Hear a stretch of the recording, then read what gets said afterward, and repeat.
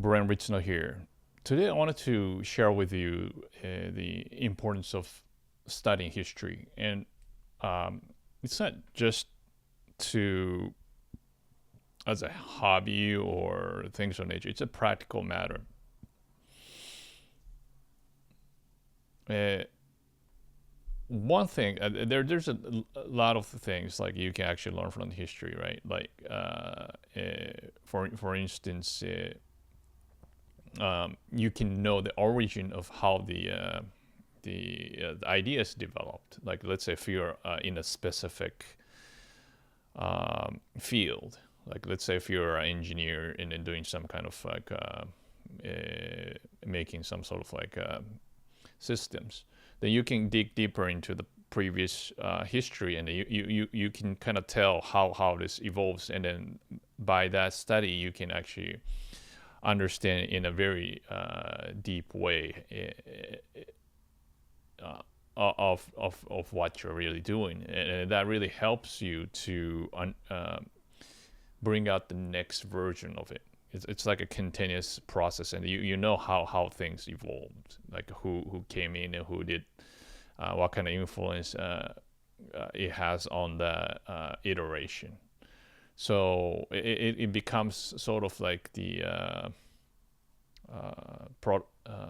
prototype, or let's say history becomes your teacher.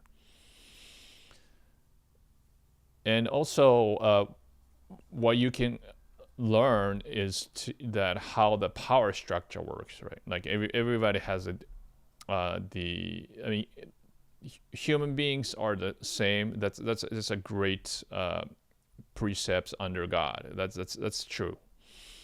But then because of the circumstance, like ability and things are very different. Everybody has a unique trait.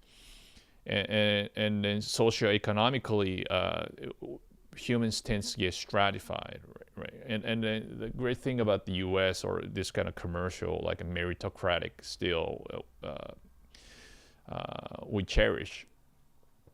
You can go up or you can go down. Those strata depends on how you put your mind to it, or how you put your effort to it. So yeah, that's one of the reasons. I'm actually doing this to share the idea that so you can actually go up to the next level.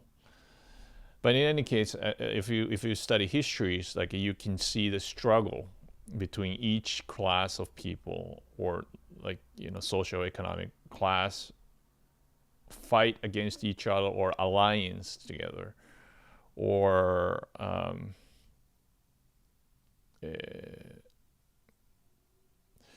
just deceiving each other, so to speak.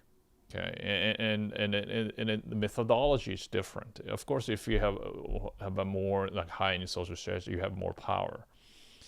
So, but then the power comes from the people.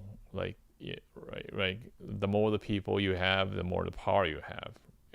In generally speaking, the democratic leaning society, like Western society. So even dictators cannot actually have to fear the mass, the collection of people. So, right.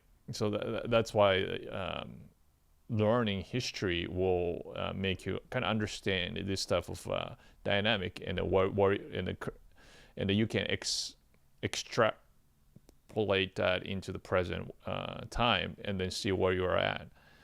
And then where you are at is pretty much what the let's say 100 years ago, 500 years ago, 1,000 years ago. That's the you can tell, okay, I was in their group, and how this like elite or somebody is treating this type of people, and how they which people, how you deal with this kind of power makes their life, somebody's life better, somebody's life worse, and then you can extrapolate that to use that to your advantage in the present world. Just for example, right? Like let's say like let's say like a COVID and stuff. when you study history, you understand that a lot of power for people will use propaganda to consolidate power and then they use the safety, generally speaking, safety or something to as an excuse to restrict the freedom and of the people. And why that's very beneficial is it gives the cloak of moral superiority, moral cover for the power to oppress the mass, because they're doing it for the greater good, to punish you, oppress you, right, control you, but they're doing it for the greater cause. So, but then you can see through if you study history, and that type of things. Another thing you can utilize, like study history, is that human behavior and the psychology would not change that much. Okay, individually you could change, right? Like you, for instance, if you study, then you're going to be a lot more knowledgeable than other people. But then in majority, will be pretty much the same. You know, like 300 years ago, 1,000 years ago, there are majority of people are kind of okay, you know, just informed in the normal sense, and only the few people are the one that who are really knowledgeable to actually move the things around or take advantage.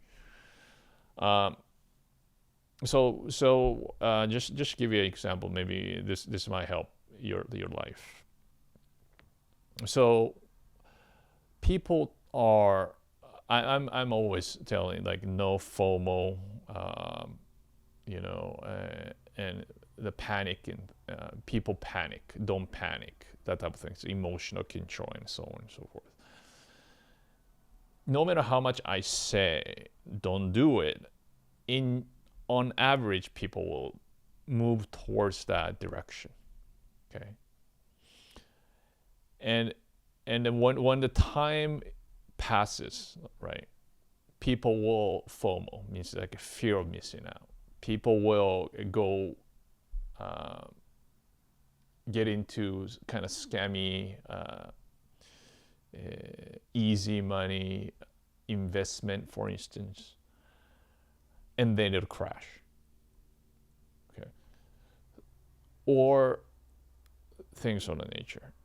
So what you can do is, if you understand this type of like psychology, I think it's better to use it in a more like a constructive manner, like, you know, doing the business, you know, so on and so forth. So you could take advantage of, for instance, or I would say just be careful. It means it's like sometimes, like in the stock market, people will sell. Okay, in some sort of like news, just because you listen to the news, you sell, right? Think about that, right? I mean, that type of a mentality. This is not the behavior of investor. This is a behavior of speculator, but I'm talking about on average.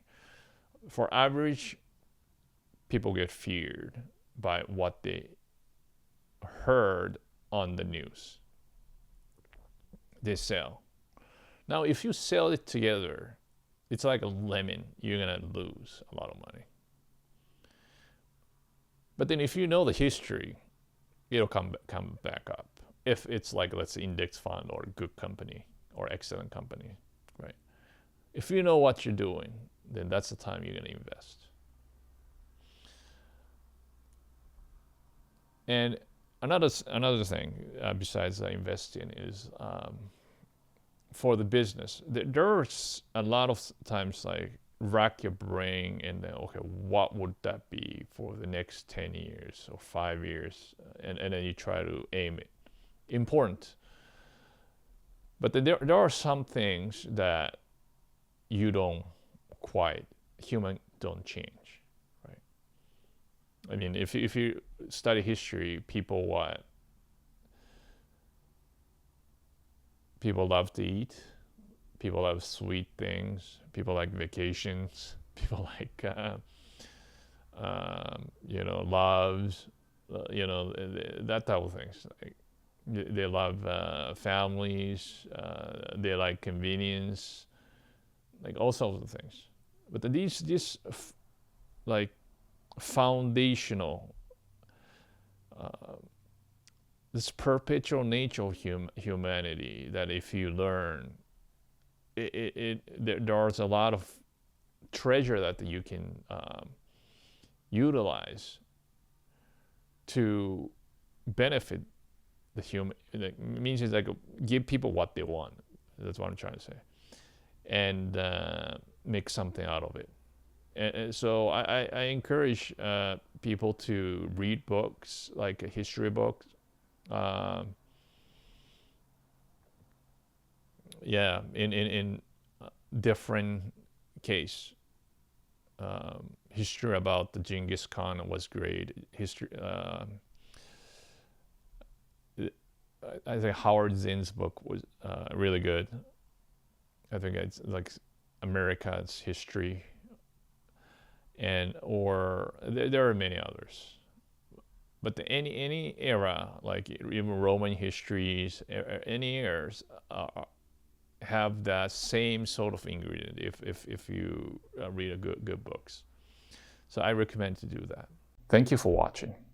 Please share your ideas in the comment section below to help each other, and hit like and the subscribe buttons so you get notified of the next video. See you next time.